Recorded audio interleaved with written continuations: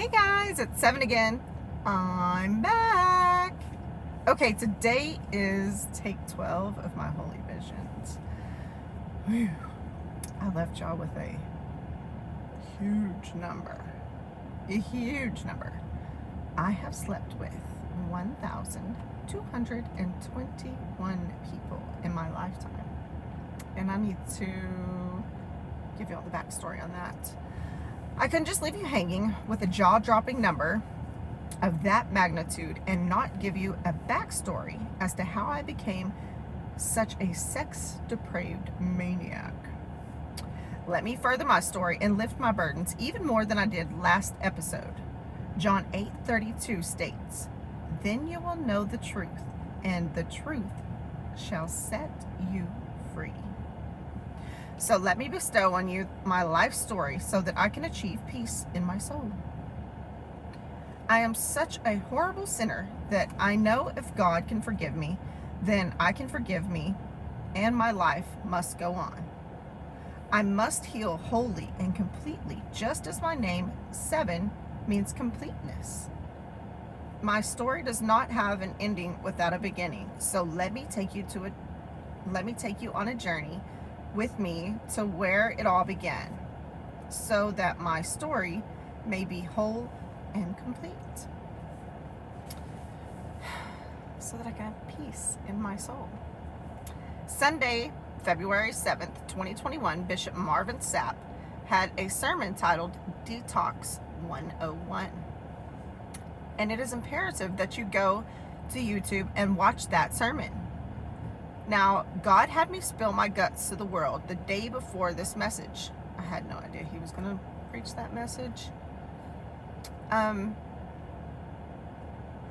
So it is just crazy to me how God can speak to his people separately, but lead them on the same path at the same time. I had to spill my guts because I cannot heal until I detox. And with detox comes fleshing out not only your system, but your mind, heart, and soul. You really are only as sick as your secrets. So I cannot fully heal until I fully flush out my mind of all of the ghosts in my closet. All of the secrets and all of my past, all of my foul decisions, and all of my baggage, because when we keep those painful memories locked away and throw away the key, we are poisoned by our secrets. It erodes us from within. Those secrets become a cancer and eats away at us and suffocates us slowly and painfully from the inside out. Those locked away secrets are at the very core of our being and subconsciously affect every decision we make, every reflex we have, and every thought that we have. The only way to heal is to dig down deep and find the key to your locked closet. And your locked closet, jam-packed full of dirty deeds, and open the door. Remove your secrets one by one, no matter how painful, no matter how embarrassing, no matter how it will affect your relationships with your friends and your family, because without unloading all of your baggage, you cannot heal. You will forever be sour and bitter and cancerous to others due to the toxic inner being and your toxic decisions and your toxic attitude. You must open every old wound and every old scar and flush out the shrapnel from deep within. You must dig deep to get all of the gangrene that is set in, or else you will subsequently lose your life from the toxicity of your secrets. Ooh, that's good. You must pack your wounds with pure salt to heal them. Yes, it will hurt. Yes, it will feel like you are going to die. Yes, you will ask God to please just take your life, so you won't have to face your fears or your pain or your loved ones, because death would be so much easier and less painful than the agony that you will endure. You would become you would welcome death before this mountain that you're going to have to endure. But in order to heal, you must forgive others for what they have done to you. And ultimately, you have to forgive yourself, whether it was your fault or not. We usually tend to blame ourselves for the hell on earth that we have endured. So you can never be fully healed until you forgive yourself. So let me talk to my fellow drug addicts and sex addicts out there. And if you are thinking about going to rehab, let me save you thousands or hundreds of thousands of dollars. I myself have been to rehab about 9 or 10 times. In Amarillo, Lubbock, Plainview, and Dumas, Texas. The very best rehab I have ever been to was the Refuge in Dumas, Texas, run by Charles Paul Stevens. He has a faith-based program who has Jesus at the heart of every 12-step you take. He used to take men and women, but I believe that my group was such a rough, catty bunch to put up with, he stopped taking all women altogether. Charles is the most knowledgeable, straightforward, loving leader that you could ever ask for in a rehab facility and in life. The man dedicates his life to drug addicts like me, and he loves us with all his whole being. I had a low-down, dirty, false prophet of a swindler, I think his name was Derek, charged my family $2,500 to have an intervention with me, and all he did was have my family write letters to me telling me how my drug-induced decisions had affected their lives and how they wanted me to get help. The funny thing is that all my family had to do was ask, and I would have gone willingly. But he charged them $2,500 to have an ambushed intervention at my parents' house in Claude, Texas. And then he took me to a free rehab, the Refuge of Dumas. The Refuge was not charging a dime, and he dropped me off and said he would check on me daily, but he lied. He left me there to rot for 2 weeks without even so much as a phone call or a visit, which subsequently I stayed over 30 days, maybe 40 days before I went home that first time that I went to Dumas. But it had been 2 weeks and he still hadn't called, like he promised my parents. Okay, or a visit. So when I found out that he had charged my family and had breached his contract by lying and making false promises, I complained to Charles, our counselor, and I got my family $1,500 back from this swindler. He was getting paid from the families. There was 2 of us girls that were there, you know, from good families, good middle-class families, good, you know, wholesome values that have just gone astray.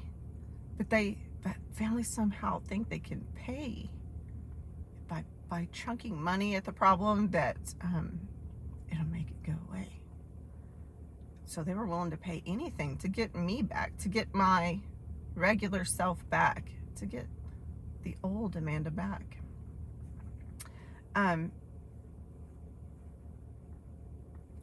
So he was getting paid from the families and literally dropping them off at a free rehab and then not contributing to the Refuge's funding. After I told Charles, he stood up for me and took my side and took a stand for the Refuge and said that he would no longer be accepting his clients any longer because he was swindling good Christian families out of their hard-earned money. That one kind act sunk into my very core. Finally, someone had took my side. Charles loved me and didn't judge me and prayed with me and prayed for me and took me back about 4 or 5 times after that. He never loved me any less or treated me any different, no matter how much I messed up. So, long story short, if you have any money and want to contribute to his ministry called Charles Stevens at the Refuge in Dumas, Texas, donate money to the Refuge. You can claim it as a donation on your taxes. I believe it's up to $10K is what you can donate to a charitable cause. And by doing so, you can help change lives and get it back on your taxes as a tax write-off. Okay, so let me tell you how to keep yourselves from a lifetime in and out of rehab facilities, because I am the expert. I was in and out of them like a revolving door. So let me just cut to the chase. In order for any addict to be fully healed from the inside out, you must bust open those old wounds and ask yourself, what is the sickest, most vile thing that has ever happened to you that has redefined your life? Was it trauma as a child, or a death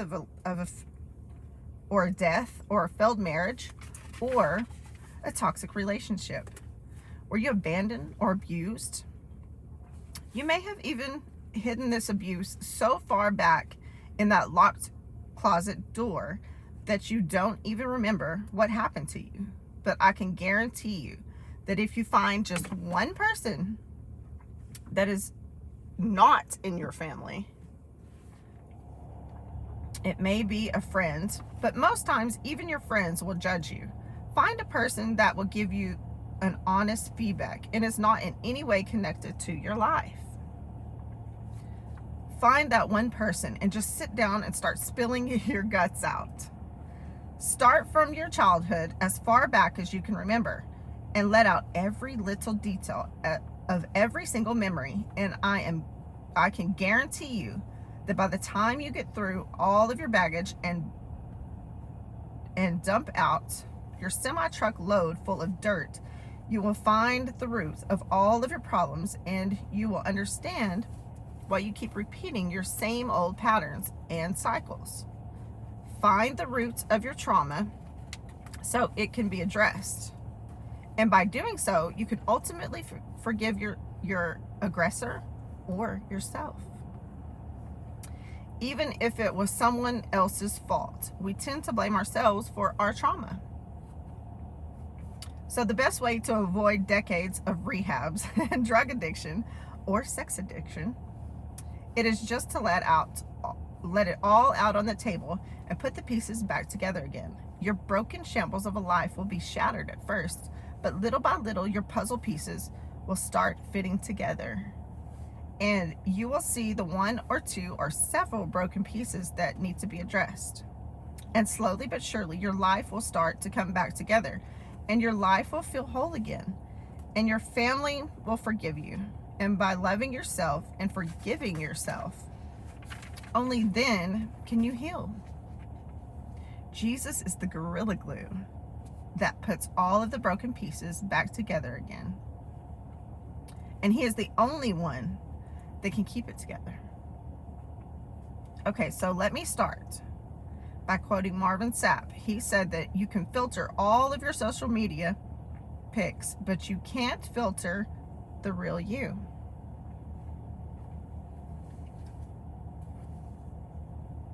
Who are you when folks are not paying attention to your Facebook or your Instagram? Who are you when no one is watching? Who are you when it is only you and God? God knows our true heart, and you can't just slap a filter on it to fool him. He knows all of our ugly secrets and thoughts.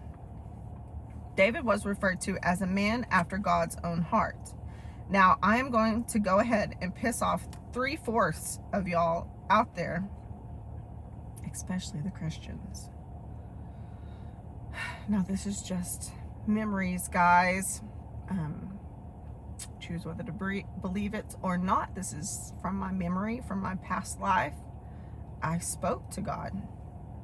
I told you that I've lived an entire life in heaven, and I have personally talked to Yahweh and walked by his side, asking him questions about the Bible and life on earth. and his life in heaven. God has nothing but time to answer questions in heaven, but I remember being so embarrassed to tell him about everyone I had slept with, my 1221, and crying at the Guinness Book of World Records stats that I held. And God reassured me that those stats were nothing compared to his. He said that since he was not married and that God is love, and by that I mean all things love. God said that he had wants and desires, and he would sleep with and make love to every woman that came to heaven, until he finally found one with a pure heart. Then he chose a bride to be married to and to be faithful to for eternity. But there are no rules for God. God makes the rules, and he was not doing anything wrong by making love to every single woman that came to heaven, because he created them. And God is all things love. So yes, that means love making too. Can you imagine making love to the very God that created you? Imagine all of the intimate connections you would get to encounter. Every want would be fulfilled as soon as you thought it. I can imagine. That's all things love. God is all things love. Okay. In my conversations with God, he told me that he slept with every single woman that went to heaven until he got married and was faithful to the Shulamite bride. He was faithful to the Shulamite bride from then on. So think about it. That means that God slept with all of your grandmamas at one point or another until he found one with a pure heart and a giving heart, a heart that reflected his own. So when I started tallying up God's body counts, his numbers dwarfed mine. And then I didn't feel so bad. Just think. Start adding up every single woman since Eve for thousands of years, and my petty little hit list doesn't even begin to compare. So that right there helped me heal. The fact that God has thought every dirty deed that I could ever think of, it helped me to forgive myself, because I haven't done anything that God himself hasn't done or thought about doing. Okay, so back to David. Oh, I know you're going to be mad at me about that, but it's truly a conversation that I remember having with God. There is sex in heaven. There's babies in heaven. There's love making in heaven. I mean, just think, we all came from Adam and Eve. Adam and Eve had their sons, and then one son killed the other. Well, they had to have a daughter, and those sons and daughters had to sleep with each other if they repopulated the earth. And we all came from Adam and Eve and their kids. That means their kids slept with each other if we all came from Adam and Eve. So then they all had multiple wives and multiple kids, but they all came from the same Adam and Eve.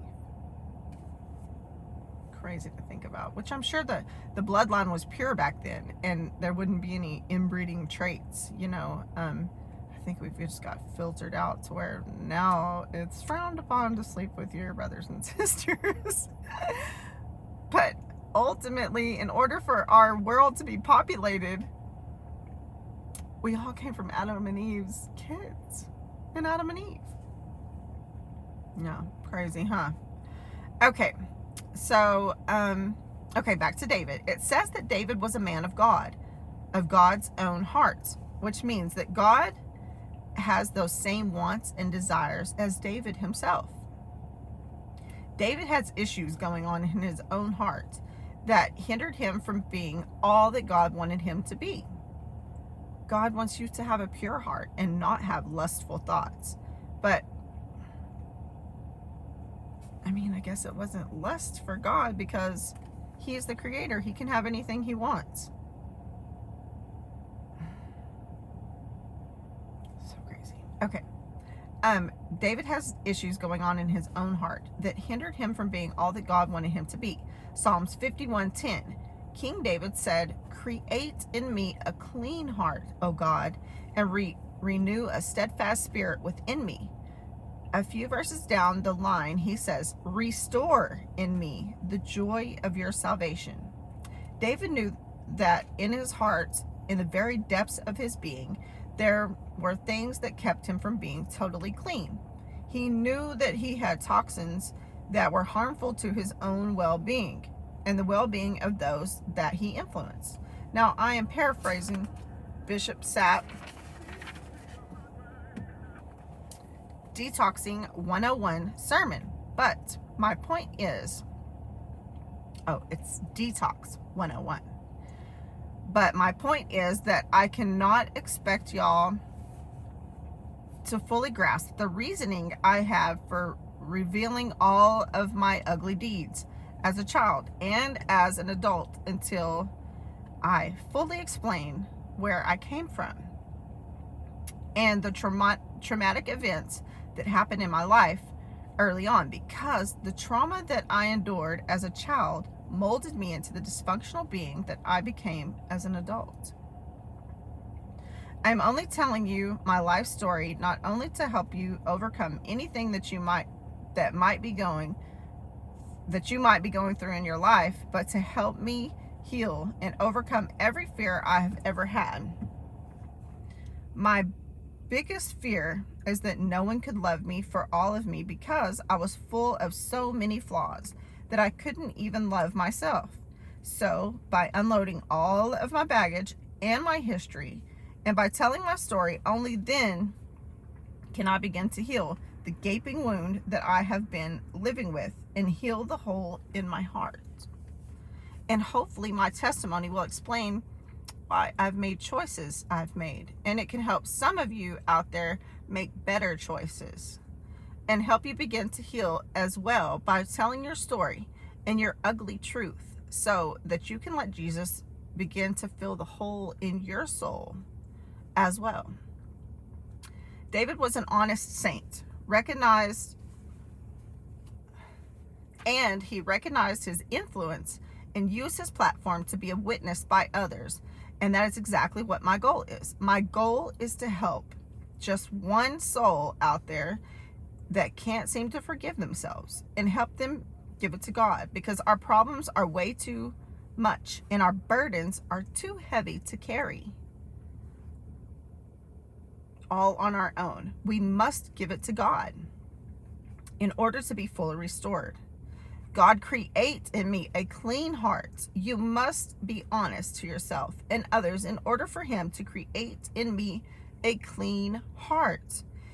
And in order for me to be an influence to the people in my life, to change and create a clean heart in them as well, I must be a leader.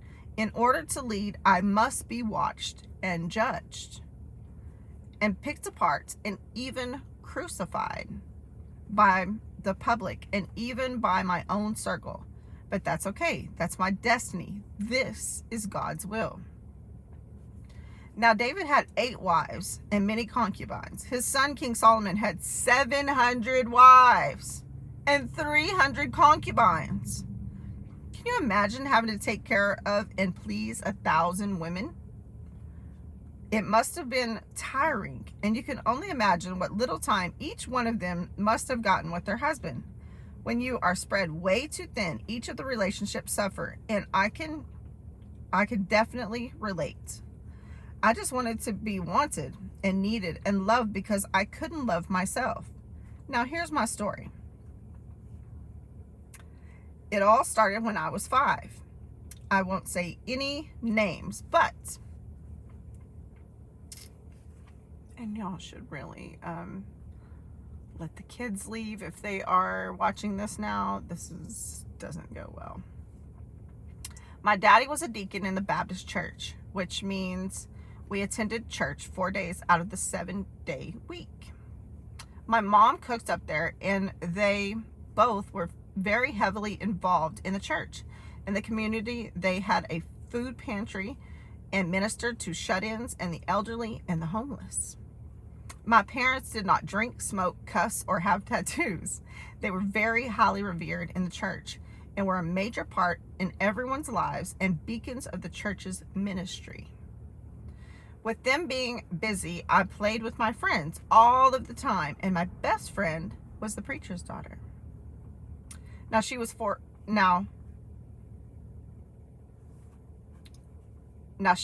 years older than me, but we were always together. So I was 5 and she was 9.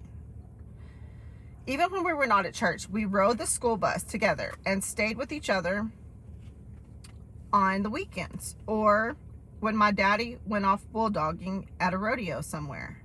We were inseparable. And I remember being,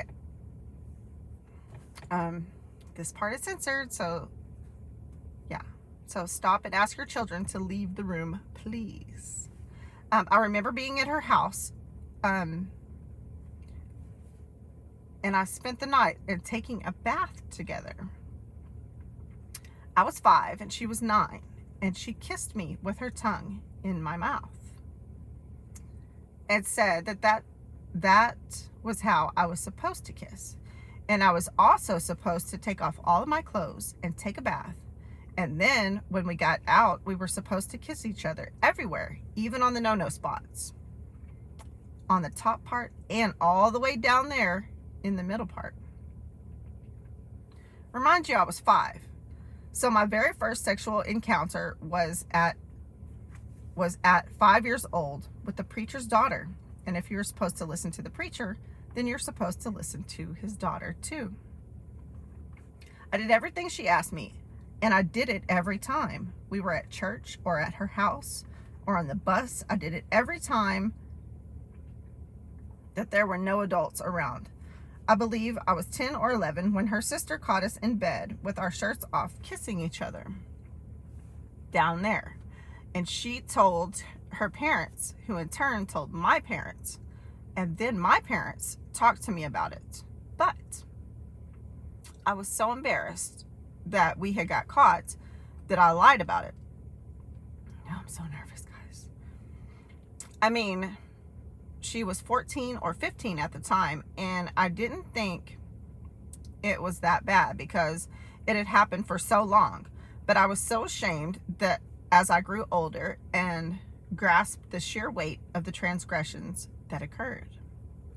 I know that this early sexual relationship shaped every other relationship I would ever have in my life.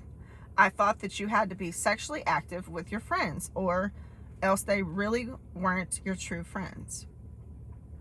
My mind was distorted, and I would literally make friends by sleeping with them, or by sleeping with them first, or doing some sexual act, because only then would they truly want to be your friend. As I became older, it all became a game to me. The first few hundred, I could write down their names in order, but I was 19. I just counted them up, and people were nothing but a number at this point. Yes, I liked guys, but I had a couple handful of girls as well. I was only interested in quantity, not quality. I even figured out that if you lowered your standards, you increased your playing field. It was damn near impossible to find a friend or a family member that I hadn't slept with. I definitely started feeling uncomfortable everywhere that I went because I couldn't go to an event without seeing multiple partners that I had been with there. I couldn't keep my life straight, but I was addicted to the game. And it was a game at that point. I loved to go fishing and reel in another victim. I was addicted to the chase. and seeing if I could actually land another body on my hit list. After I had caught them and added their name to the list, I didn't want them anymore. I didn't want anything to do with them. I didn't respect them anymore. And they left nothing to the imagination. So I didn't desire them anymore. They were just a notch under my belt, another tally mark on my headboard. And I didn't want anything to do with them after that. They were old news and basically dead to me. I used them for my purpose and discarded them. But each soul I slept with sucked a little bit more out of me. It chipped away at my self-worth as well. I hated myself, but I couldn't stop. I was addicted to getting away with it. That's exactly what I was addicted to keeping the secret and getting away with it. Keeping it from my family, keeping it from my boyfriend, keeping it from all my friends because I would sleep with their boyfriends. You'll see how nervous I'm getting. This shit is not easy, guys. It chipped away at my self-worth as well. I hated myself, but I couldn't stop. I was addicted to getting away with it. I had so many secrets and I was so damn good at it. It took me almost 20 years, but I finally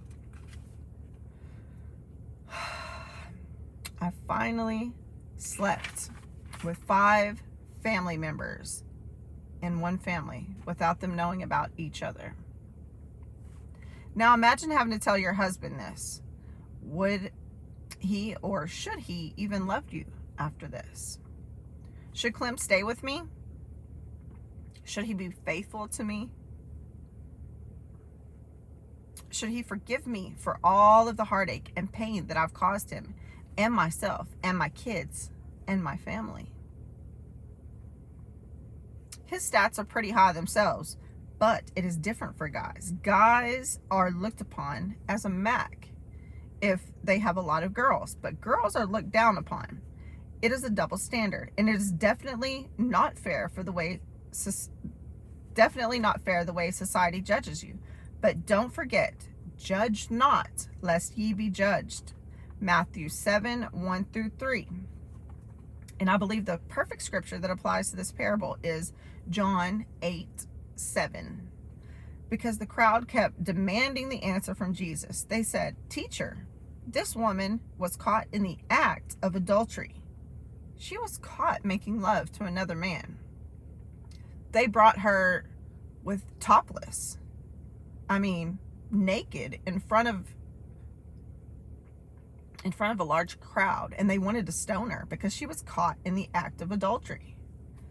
In the law it says, in the law of Moses, it says to stone her. What do you say? And Jesus stooped down and wrote something into the dust. Now, Marvin Sapp said that he believes that with the same sentence, that each one in the crowd could see their own sin being written into the sand, which makes sense. And Jesus said in John 8:7, "All right, but let the one who has never sinned before throw the first stone." So they were gonna stone her to death. They were gonna kill her because she had sinned. So he said, "Go ahead, kill her. Throw your stones until she's dead. Kill her. But only if you're sin-free. Only the ones among you that have never sinned." So no one threw the stone. Everyone left. And then he told her, "Go and sin no more." So if we're really telling the truth here, let's be honest. Just how much have you sinned? Have you done things that would make the devil blush? Do you continue to do them daily? Does your husband or your wife know about what you really do on Facebook? Who you really message? Or what you really do, or who you really see when you're just making a blog? Or running to the store, or I'll be back. Do they really know the truth? Do they know the real you? Or do you just throw a few white lies in there? A lie is still a lie is still a lie. Would you have the balls to tell them so that you could begin to heal your relationship and begin to change your life from the inside out? I am here to give you the courage to do just that. If you really love your significant other, come clean and begin the healing process, because just one lie can lead to a million lies and a million vices to cover them up. It can lead to addiction. Come clean with a pure heart and pray as David did. Create in me a clean heart, O God, without this murky trench being opened up, and this gaping wound being flushed out. I could not fully be healed or fully be forgiven from my husband, or forgiven from all of the spouses and families that I have affected throughout the years. I am asking you for your forgiveness as a society, and asking you for your forgiveness as humans and as Christians. Let the one who is among you without sin cast the first stone. Thank you and God bless. 7 out.